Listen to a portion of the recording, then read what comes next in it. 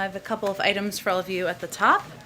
I wanted to take a moment to recognize the passing of Metropolitan Police Officer Gunther Hashida and Officer Kyle DeFreidig, two officers who bravely defended the Capitol both during and after the insurrection on January 6th.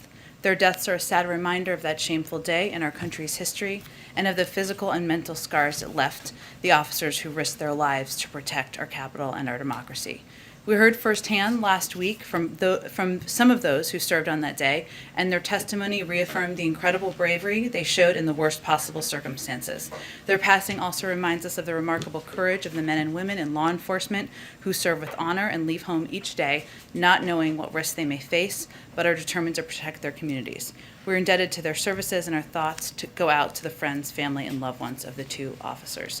And we want to remind those who are struggling that help is available 24/7. Please reach out to the Suicide Prevention Lifeline at 1-800-273-8255. I also wanted to mark that today is 2 years since the mass shooting in El Paso that killed 23 people in a terrible act of domestic terrorism that targeted a city defined by its diversity and rich Hispanic heritage. This morning, the President published an op-ed in the El Paso Times sharing his and the First Lady's condolences with the families who lost loved ones and the broader El Paso community. And he wrote about how today is a somber reminder of the unfinished work to heal the soul of this nation and end the epidemic of gun violence that is taking lives and shattering communities. The President and Vice President are currently meeting, as you all know, with 12 Latino leaders in the state dining room at the top. You heard the President speak at the top of the meeting, of course. During the meeting, the President will speak about the work we must do to counter domestic terrorism and the spread of hate-fueled violence in every form and end the scourge of gun violence in America. They will also talk about the President's Build Back Better agenda and how it will benefit Latinos throughout the country, our economic recovery, voting rights, and immigration. Also wanted to note that today we are marking Black Women's Equal Pay Day, which marks how far into the year Black women working full-time need to work to earn what their white, non-Hispanic male counterparts earned in the previous year. It takes a Black woman nearly 20 months to earn what a white man made in 1 year for the same work. Black women manage a disproportionate share of caregiving responsibilities, which have dramatically increased due to the COVID-19 pandemic, meaning that they may have to work part-time or leave the labor force entirely.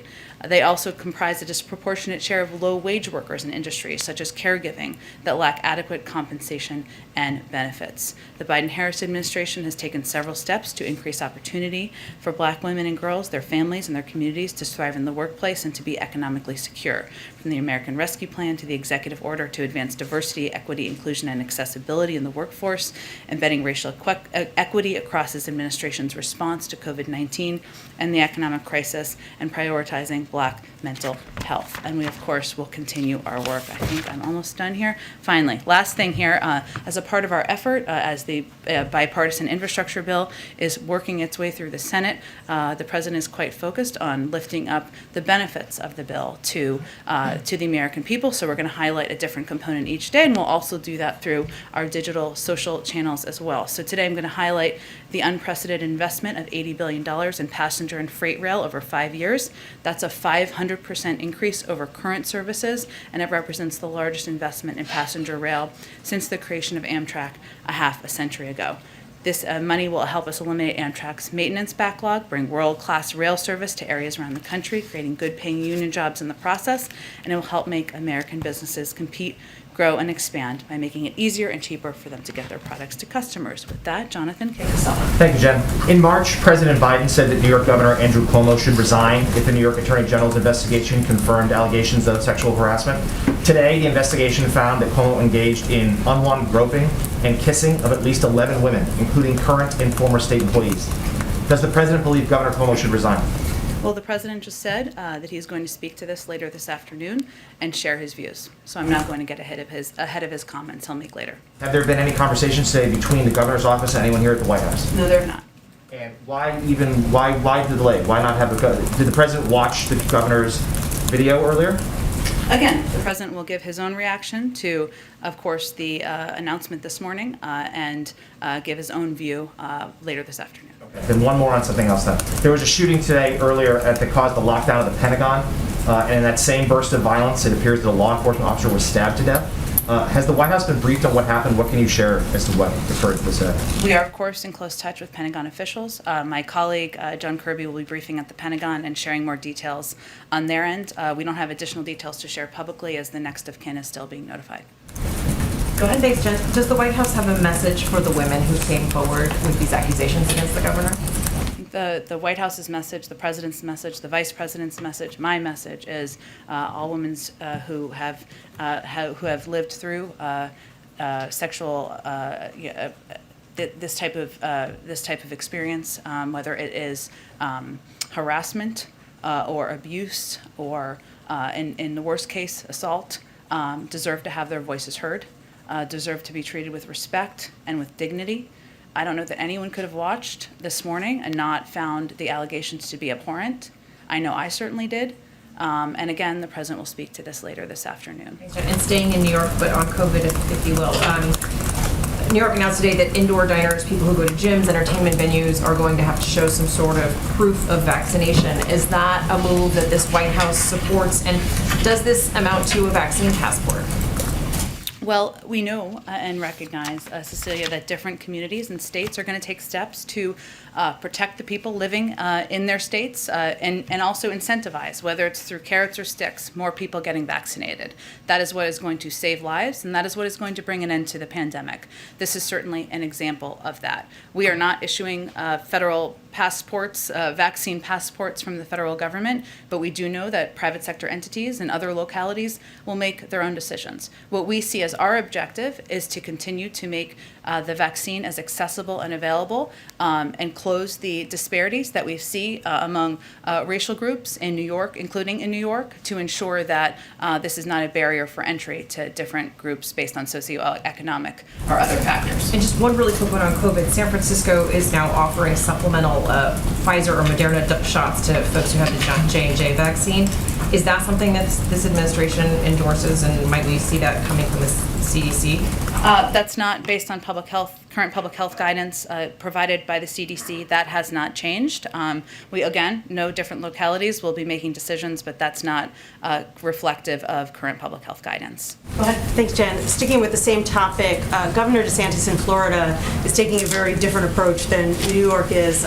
Florida just hit another record today of COVID cases, and yet he's pushing back on local municipalities that are trying to impose new mask mandates and other means of keeping people protected. Does the White House have any reaction to Governor DeSantis, and particularly to his point that this is just seasonal in Florida because people are hot, so they're staying indoors and transmitting the vaccine? Well, the data just doesn't back that up. I would say first, Florida is not the only state. 7 states have both a statewide ban on mask mandates and a prohibition on school districts from requiring masks in schools. And some states have even banned businesses and universities from requiring workers and students to be vaccinated. In fact, the most extreme of these measures is in Texas, where you can be fined. A professor or teacher can be fined if they ask a student if they are vaccinated, or if they ask unvaccinated students to wear masks. And I think the fundamental question we have is,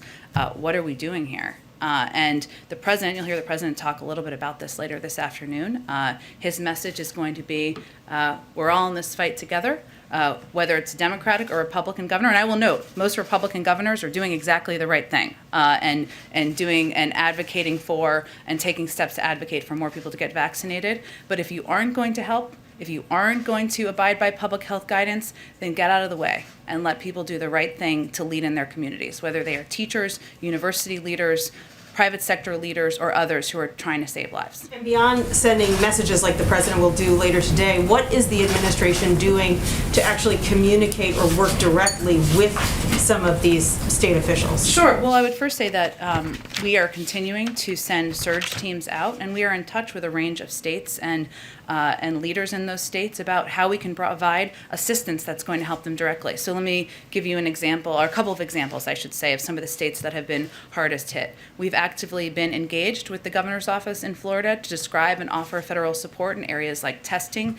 increasing vaccine confidence, monitoring hospital capacity, which we've seen the Florida Hospital Association speak to their concerns about the rising numbers, and monoclonal antibody therapeutics. Teams from CDC and HHS are in contact with Florida officials to offer technical assistance and support. We're also engaged with the governor's office in Texas and the state health department to discuss the state of the pandemic there and how we can offer specific assistance, as well as Louisiana. I mean, you saw the governor make an announcement about masks yesterday, but as a part of our National Disaster Medical System program, we've deployed a team of 33 medical personnel to provide medical staff surge capacity to the Baton Rouge, Louisiana area. So those are just a couple of examples of some of the hardest hit states, but we again, Jeff Zients, our COVID coordinator, sent out a letter to all 50 governors offering federal assistance, offering assistance, and offering to work in close touch about how we can help address the needs they have. Go ahead. Yeah, just quickly, you keep using the word offer, and I just want to know whether those offers have been accepted in Florida and Texas. Right now, it's a discussion, and we are talking about what their needs are and how we could help meet their needs. Louisiana, of course, we have sent out and deployed this disaster medical assistance team of 33 medical personnel, but ideally, we will come to agreement on how we can provide additional assistance to help address parts of the country where there are rising case numbers. Go ahead. The president has ruled out additional shutdowns related to COVID-19, and I'm just curious because that was an intervention that was used successfully to help places like New York City when they had hospital capacity issues. Now we see hospitalization rates at their highest level since February. Why would the White House, why would the president rule that out? And is that consistent with your commitment to be led by science rather than politics? Well, I would say it's not just the president. When he continues to be guided by science, Dr. Fauci and Dr. Collins also made similar comments this weekend. And the larger point they were making is we're in a very different place now than we were last January. The Delta variant is the most transmissible. We are seeing rising case numbers in about a handful of states, about half a dozen states across the country. I will note, since we were just talking about Florida, and this statistic really struck me, so let me share it with all of you if I can find it here. 1 second, sorry. That approximately 50% of the 50,000 hospitalizations in the country came from just 4 states, with Florida being nearly a quarter of those. So that's relevant because what we're seeing is rises in a set number of states. That's one of the reasons why this surge capacity could certainly help in specific states and communities where they need help. What we have ruled out is a across-the-board federal vaccine mandate. We are now at a point where more than 165 million people are fully vaccinated. 70% of adults have gotten at least one shot. That is a different place than we were 6 months ago. So I think that is a reflection of the science and medical experts conveying we've made enough progress. That's not a step they believe we would need from a public health perspective. And there was an announcement yesterday about the continuation of Title 42 with regard to migrants and the public health situation at the border. Is there data showing that migrants are showing up with more COVID positive rates, and is that what's kind of led to that policy? Because we still have other people who are coming into the country by other means, and we haven't seen fit to prevent them from entering. So why this treatment specifically? Well, I would certainly point you to the CDC. They, of course, make the decisions and recommendations about maintaining Title 42 and keeping it in place. It's rooted in preventing the introduction of contagious diseases into the interior of the United States. We certainly do, as we talked about yesterday, have specific protocols as it relates to unaccompanied children and also as it relates to, even adults who come to our border, but they have not made a decision to lift Title 42 because they feel there's an ongoing threat. Just one more issue. We've heard a lot of kind of anecdotal reports about U.S. businesses that are struggling in terms of their trade relations in China, their ability to do business in China. And I just wanted to see if you had a status update on the review that the administration has been doing since your earliest days. On tariffs? On tariffs, on trade policy towards China. I do not have an update for you. I don't believe there is one. It's ongoing, but I will check and see, Trevor, if there's anything to report to you. Go ahead, Kelly. Typically, you need the governor of a state to welcome in federal resources. Are there other ways where the White House or the administration could surge to Florida using military bases or federal property or something else that would not require an invitation from the governor? Is that part of the discussion? That's a really good question. We work beyond governors, who we certainly work with, Democrats and Republicans. We also work with local public health officials and authorities. There is a variety of kinds of assistance we can provide, whether it is medical advice or guidance on operational capacity and approaches.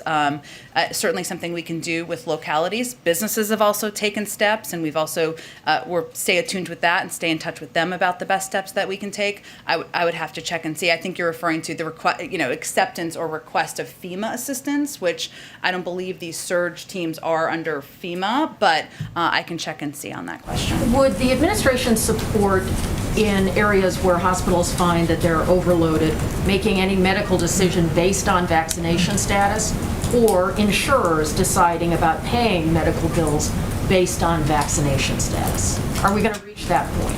I would have to talk to our health team, but I'm not aware of that being under discussion.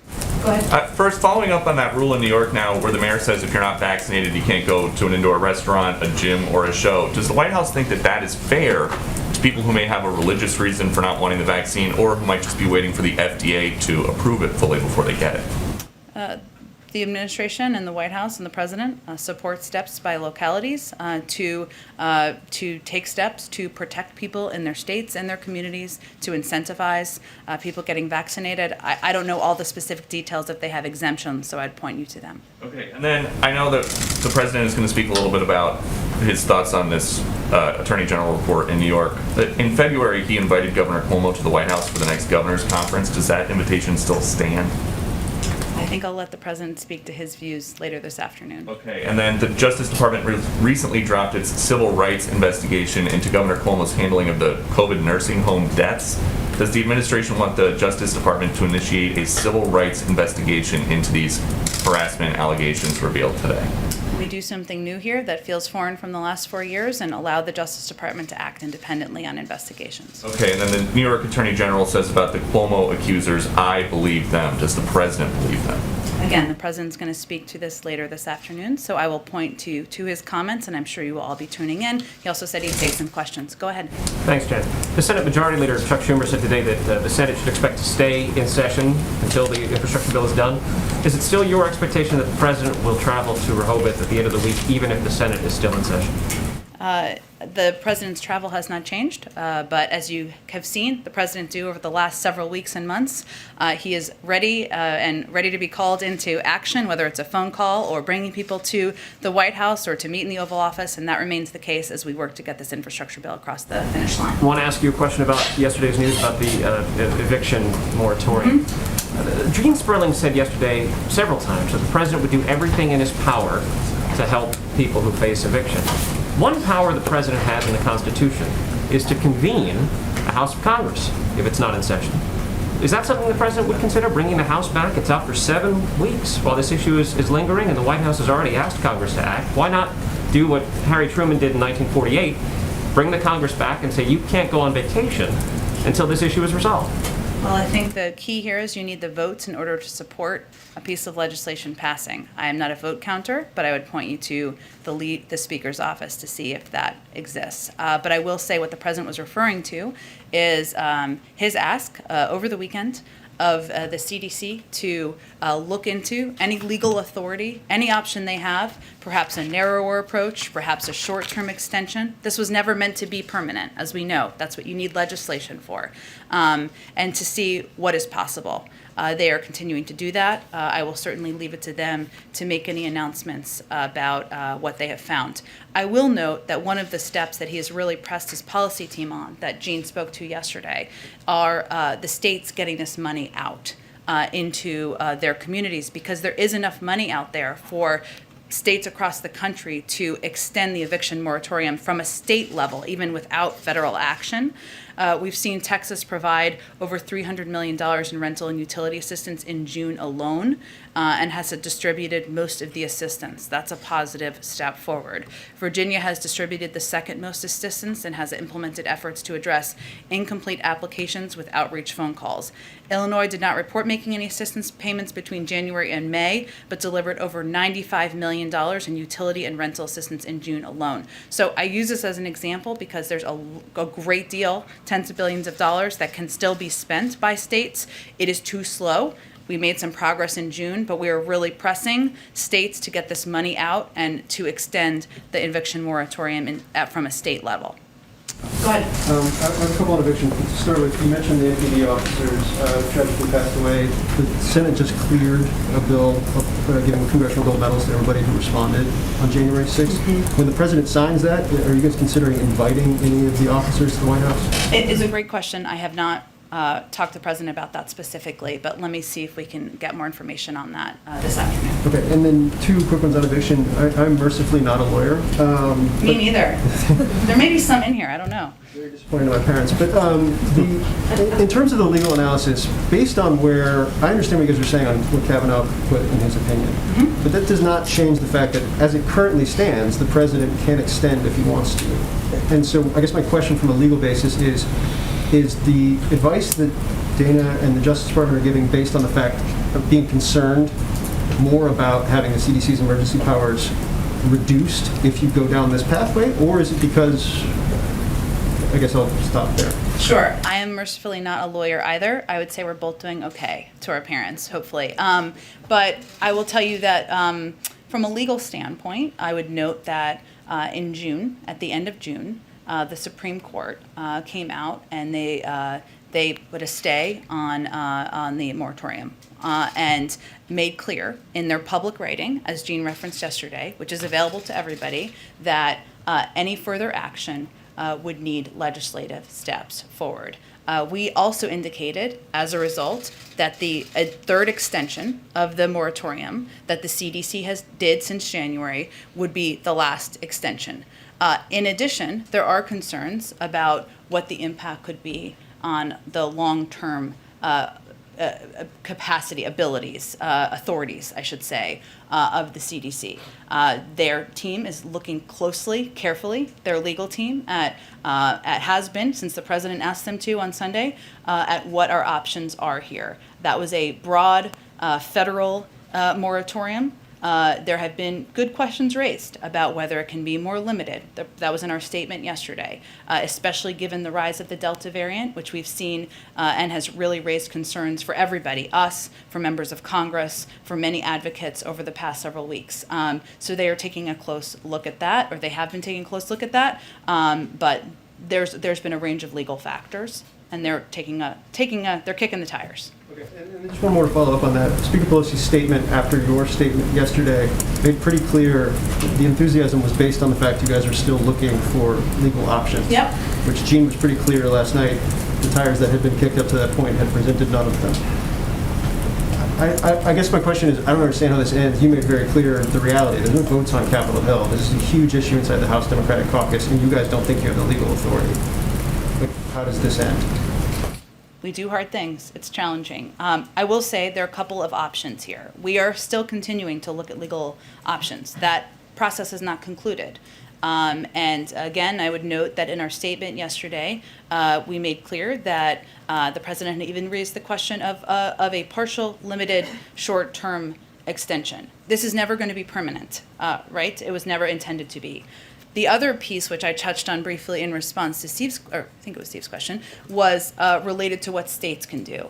And there's no question that there's a great deal of funding that has not gone out nearly as quickly as it should have gone out. We recognize that issue. We are quite focused on that issue. And one of the efforts that we feel we do have some control over is pushing states to extend moratoriums in their own states. They have the funding to do it. The funding comes from the American Rescue Plan. They need to get it out the door. That should help keep many people in their homes. So we are continuing to work on several tracks on this front. The president wants to keep people in their homes. He does not want people to be out on the street, and he's going to do everything in his power, even with the challenges you outlined, to get that done.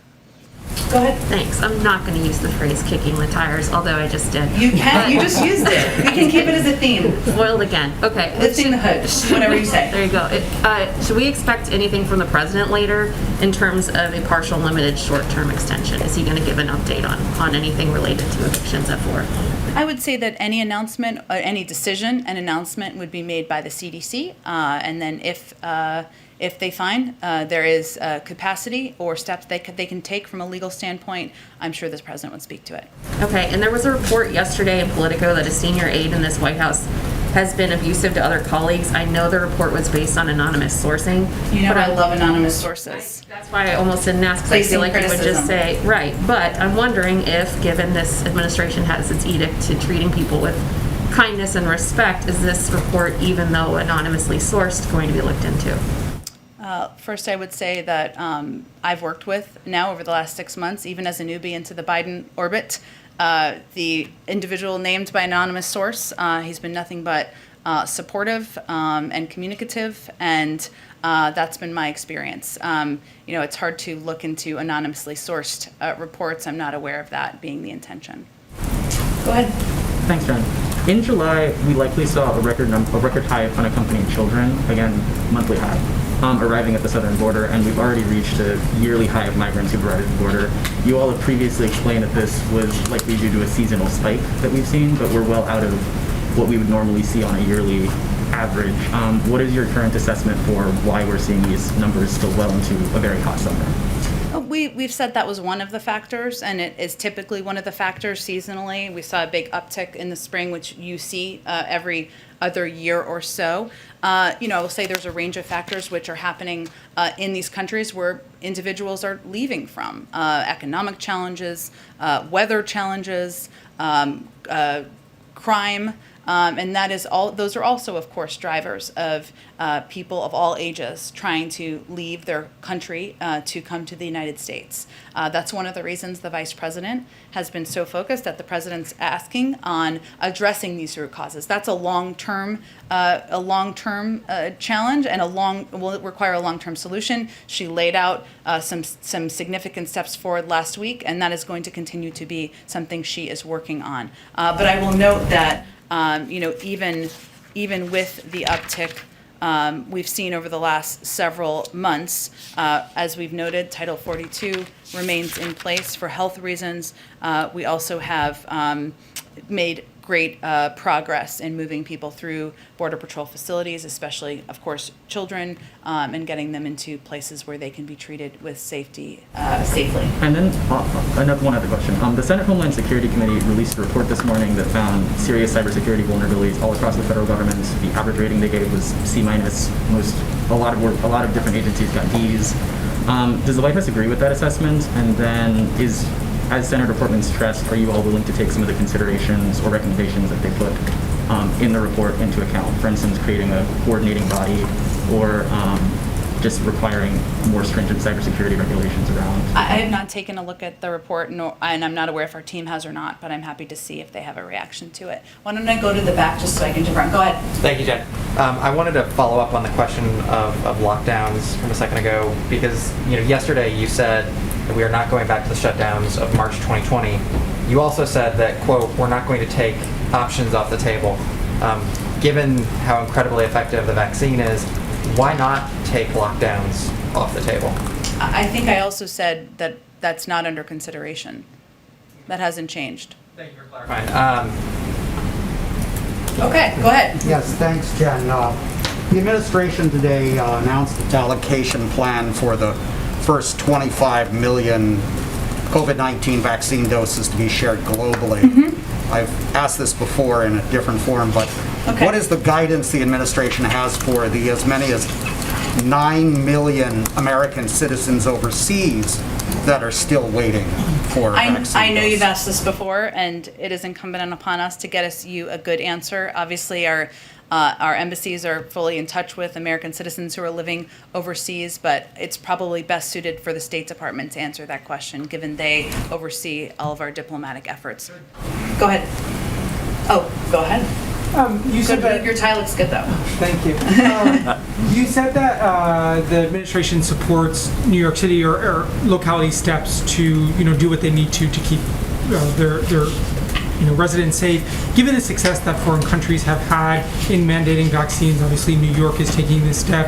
Has there been any more discussion inside the White House about actively encouraging cities and states to take steps like New York did today?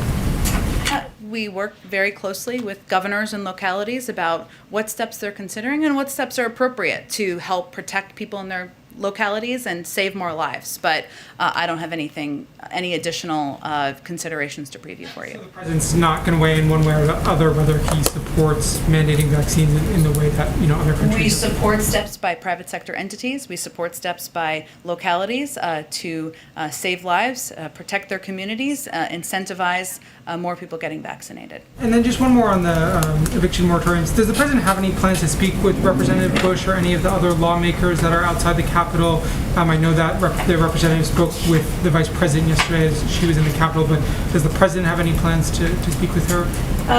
I don't have any plans to preview for you. As you noted, the vice president was leaving the Capitol yesterday, and she spoke briefly with Representative Bush. We are in regular touch with a range of members of the Progressive Caucus on a number of issues, including, of course, this important issue. We were late last week into the weekend and yesterday, White House officials were in touch with Speaker Pelosi, various members, including Representatives Cori Bush, as I noted, Representative Jayapal, Gomez, Presley, and the CPC executive director. And Representative Bush certainly shared her firsthand account of being evicted and explained what this meant to her, which is something that stuck with the people she spoke with. So we will remain in close touch. That will continue. I don't have a call to preview for you at this point in time. Go ahead. Thank you, Jen. The White House has stressed that it's following the health and the science when it comes to COVID-19, and that has been the basis for the ongoing international travel restrictions. But what is the health or scientific basis for the travel restrictions on vaccinated individuals from Europe or Canada or other nations when people who are unvaccinated from other countries are allowed to come into the United States? I would certainly point you to our health and medical teams who make these decisions and evaluate what we need to do from a public health perspective to keep the American people safe at a time where the Delta variant is rising and one where we are very cognizant about keeping the American people safe. And a quick follow-up on that. When it comes to countries that have more vaccinated individuals than the United States does at this point as a percentage of population, what is the basis for those restrictions? Again, I would point you to our public health officials who are leading this effort and determining when we can raise or end those restrictions. I certainly understand there's a desire to do that by many people in the United States, many people around the world. We understand that. I just don't have an update on it and when that will happen. Go ahead.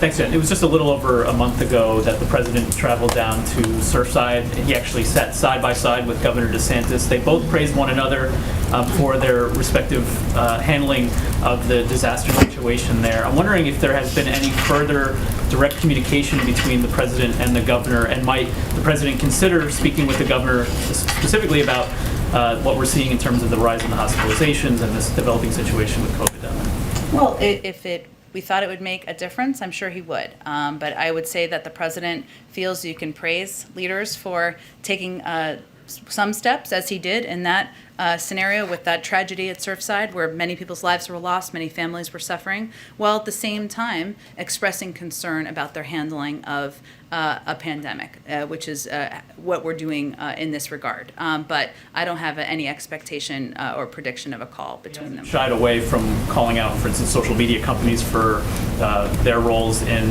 the spread of disinformation, for instance. Does he feel that Governor DeSantis bears responsibility for a situation with regard to hospitalizations that is an outlier compared to the rest of the country? Well, I think you'll hear him talk this afternoon about where he's seeing the biggest challenges in the country. But I think any call we make, we do through the prism of what we think is going to result in action and result in a positive outcome. And they're calling out social media companies, and the fact that they can take additional steps is one thing, but we certainly are still open to working with governors of all political stripes to help address the pandemic. And our objective and our hope would be to work in partnership and not get into a food fight. Go ahead. Thank you, Jen. Oh, go ahead. And then I'll go. Okay, yeah, that's fine. Go ahead. All right. There's been a second incident involving oil tankers opposite the Gulf of Oman today. Fingers pointed to Iran. Do you believe that Iran is threatening international shipping line? And today, Iran the new president has taken office. Do you think that the White House can work with the hardliners, especially that we still don't know if you guys are going to go to the seventh round of talks in Vienna? Sure. Well, first, we're monitoring this developing situation, and we are in close touch with London and other partners who around the world who are also monitoring. The first reports are deeply concerning. We are fully engaged and will be as the situation is developing. I would say that as it relates to whether we can work with, I think our view, as I mentioned yesterday, is that every single challenge and threat we face from Iran would be made more pronounced and dangerous by an unconstrained nuclear program that continues. We would not anticipate that would solve every concern we have about their behavior in the world. But we believe that having greater visibility into their nuclear capacity and capabilities would be in our national interests, in the interests of many of our partners, and certainly we would hope we could build from there. But we are fully prepared to return to Vienna to continue negotiations and hope that is there's an opportunity to do that. Go ahead. I'm going to the two ladies behind you. Go ahead. I wanted to ask about the infrastructure bill, specifically the Reconnecting Communities program that's in there. The president asked for at least $20 billion with a B in the American Jobs Plan, and the bill has it at $1 billion. I wanted to ask if that's enough to do what you want with the program or reach the program's goals, and if you're going to pursue funding for it through another path. Yeah. Well, I would first say that major project funding can be used for these kinds of efforts, which are certainly a priority to the president. And this is the first time in American history that the federal government has taken on the effects of the 20th century practice of placing roads or other infrastructure in ways that deliberately interrupt the hearts of Black communities, like what happened in New Orleans, Syracuse, and cities across the country. So we are certainly, I know the president proposed a greater amount of money. Part of coming to an agreement is compromise, but we also believe that project funding for other projects that's a part of this package could be used to address the division of communities and further our equity objectives. So would you then, if some of the programs are grant funding or something, would you prioritize reconnecting communities to be able to use that funding for the purpose that you wanted? Well, we're kind of not at that point right now, but I certainly think there is room for funds from project funding that is included in this package to help address this key priority of the president's. Thank you. Go ahead, Shelby. Thanks, Jen. So I wanted to ask about the New York City proof of vaccination. So New York City data shows that the rate for Black New Yorkers is sitting at 31%, which is a lot lower than some of the other percentages. And this is similar to the national level, according to CDC data. So is the White House concerned at all that the burdens imposed by governments and businesses like this New York City proof of vaccination is going to fall heaviest on these minority communities? Well, I would say, Shelby, that it's our objective to continue to close that equity gap and to make sure we are, as a federal government, working in partnership with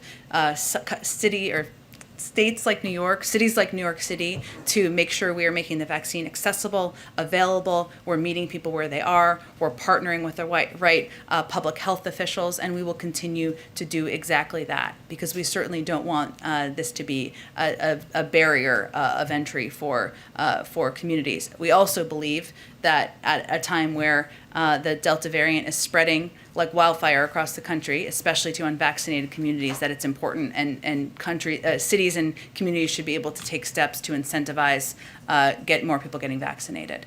Go ahead. I have a question on the eviction moratorium. Sure. Some states are reporting a lot of logistical problems in dispersing their funds, from websites getting overloaded and crashing to renters not being able to track down all the verification documents. What is this administration doing, or what can it do to make the process easier, streamline it, less difficult, make it easier for the states to disperse the funds? Yeah, look, I would say, as Jean touched on yesterday, there is, long before this question about extending the eviction moratorium during a pandemic, there have been a lot of challenges and issues with our infrastructure as it relates to rental and housing assistance across the country, and this is really bringing that to light. What we have tried to do is work with states in partnership to share best practices. We've hosted 2 summits with 46 of the cities with most tenants at risk to help jurisdictions set up these new eviction prevention programs. We also have a range of experts and officials in the federal government who are here to provide assistance and guidance on how this money can get out. We've seen some progress over the last month. Obviously, more needs to be done, but we are here. We are available. We are ready to provide assistance, to provide guidance to states and localities that need that. We want to work in partnership. Go ahead and back. Jen, can you first tell us, is there any progress on finding an ambassador to the Holy See? If so, what qualifications are you looking for? I don't have anything to preview for you at this point in time. I understand there's still an ongoing interest in ambassadors. I'm sure there'll be more to come very soon. If not later today, we'll see. Go ahead in the back. Jen, I mean, it feels like we're dancing around an issue here, which is how much are Governors DeSantis and Abbott directly responsible for what's happening right now, given that 50 million people live in those 2 states that are, I think Jeff said yesterday, 1/3 of all infections last week were there. So, I mean, how much personal responsibility do they bear? Well, I'm certainly not trying to dance in any way. I think what I said yesterday was that at a point in every leader's life, they have to make a decision about whether they're going to abide by public health guidelines to save people's lives or whether they're going to be guided by politics. And I will let you all be the judge of that. Public health guidelines are pretty clear as it relates to the benefit of vaccination, as it relates to the benefit of masking for communities that are not vaccinated. And you will hear the president convey later, if you are not going to be a part of the solution, if you're not going to be a part of saving people's lives, then get out of the way and let other people do the job. Get out of the way. That means don't make it harder for people to put requirements on masks or asking for vaccination status into law. Let's see. Go ahead, Eugene, and we'll go next. Go ahead. I don't know cars. I don't have a vehicle for you. Okay, that's okay. You don't need one. Has the president or anyone from the White House been in contact with Republican senators and leadership over there to talk about the eviction moratorium? We've been talking about the House a lot. Obviously, you know, they are the ones that are sleeping outside of the Capitol, but it would take 10 votes from Republicans also to get an eviction moratorium. Are you guys in contact with leadership? We are in contact with Republicans and Democrats about a range of issues, and we certainly welcome anyone in the Republican caucus who wants to work together on an eviction moratorium. Is the president calling on the Senate to take it up, an eviction moratorium, because they are in session, they're still here? That would also require, yes, as you said, it would also require Congress to act. You need both houses to act. Again, I think this is a matter of whether there is support in caucuses to do that. That is a challenge. Even the most passionate advocates who are out there, and we certainly stand by them and support their same objective of extending the eviction moratorium, cannot do it on their own. We certainly would like to see legislation. The president would love to sign that into law that, as you said, would require both houses of Congress. Question, sorry. You mentioned Texas. That's the state that is being touted as not just number one, but also they have the best system. The way that it's been happening is it's going straight to landlords and people who own homes and are renting it out. Is that what other states should be doing? Should they be copying Texas and how they disperse these funds? Different approaches are going to work for different states, but I do think if Texas can do it, if Virginia can do it, then other states can do it as well. And one of our objectives is connecting leaders, connecting to share best practices to figure out how they can get this assistance out to renters. And there's no question, it is challenging. There isn't a great national infrastructure in place. That's something that we should have a conversation about too, and Jean talked about that yesterday. But right now, we wanted to lift up and highlight states where they are getting the money out effectively because they can be models for other states around the country. Go ahead. Real quick, a couple of different topics. The first, the president's efforts to prevent evictions in states that are tremendously affected. You mentioned that there were incentives to some of the landlords who cooperated with the efforts, but I didn't see what those incentives are. Now, there are repercussions if we later find that money goes unused and is diverted to something else. That's my question on evictions. Well, certainly if money was not used for its intended purpose, that would be a concern. And certainly we take waste, fraud, and abuse quite seriously. I think the president had called for a number of steps, or we called for, I should say, a number of steps that could be taken, even as we're pressing and kicking the tires, looking for all of our legal options, even as we're doing that. And I mentioned the states because there is a lot of money that can go out in states and can effectively go out. And a number of states, not all blue states, have done that very effectively.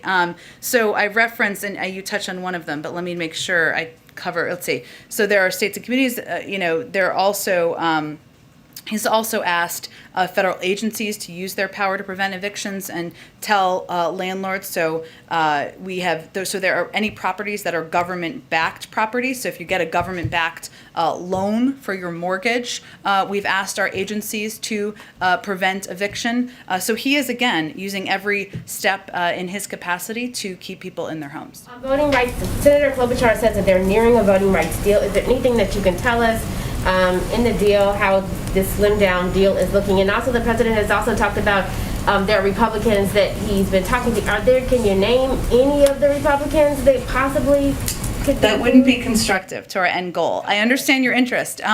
I will say that, we're certainly grateful for Senator Klobuchar's work, the ongoing work by a range of leaders to figure out if there's a path forward here. We'll let them speak to the details when they're ready to, and once they do, I'm sure we'll have more to say. The New York Times reported a couple of weeks ago that the administration's legal team advisors may be leaning towards returning the 4,000 on home confinement back to prison. Is there anything that we have coming from the administration on this? And does the administration really believe that it's easier to return those 4,000 people to federal prison than reviewing clemency petitions for them? Well, I would say, one, that's a DOJ action, so I'd point you to them in terms of what their steps are. And certainly, any decision about clemency would be made in coordination, but I have nothing to preview on that front. So you told you have an out soon, just one or two more. Sure, of course. Nikki, go ahead. Do you know if the president has spoken with Governor Cuomo today? No, he has not. And then just a quick scheduling thing. Yeah. Do you know if he will go to Mike Enzie's funeral on Friday? I don't have anything to preview for you. I understand the interest. He did consider him a friend, but I don't think a decision has been made quite yet. Okay. Thank you. Raquel, go ahead. Thank you so much, Jen. More than 1 million doses of vaccine expired and have gone to waste since December. What is the White House doing to avoid this waste? And could the U.S. be donating more vaccines to other countries and faster? And will President Biden soon announce more vaccines sharing to the world?